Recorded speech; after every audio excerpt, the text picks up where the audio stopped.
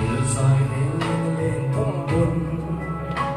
còn hay lâu lên qua tình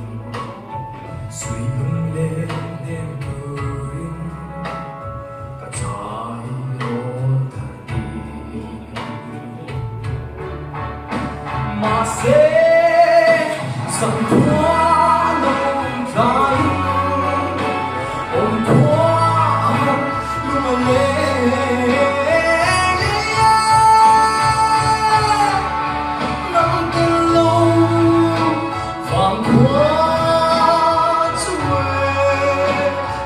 chân tình thì anh má mấy mơ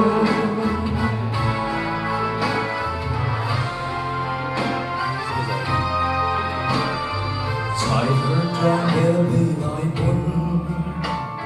cả bao chuông lưu tu lên cả xa cả hai lối lên tổ lâu tràn lòng về những tổ si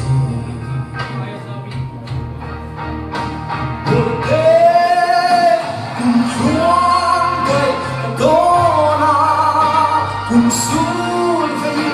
lúc Indonesia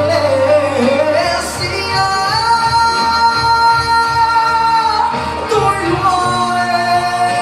cùng thoáng đi tiếng ở nhau chân thì lạnh ngã bay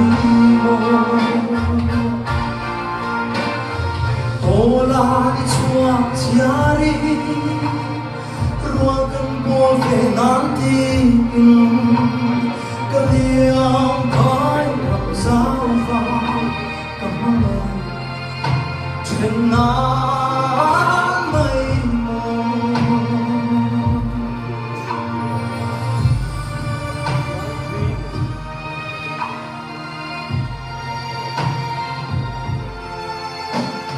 kedua sering berlonci lonci trên nó cái gì ý mong lại thì bộ khăn ôi cầm hoa cánh hoa đôi thế sắc mê cái tuần về đi cho cầm hoa ngày đêm áo xe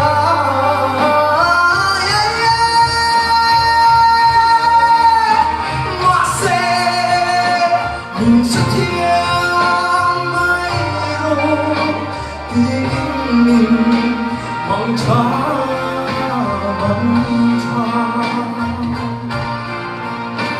dần quá lâu nay ôm quá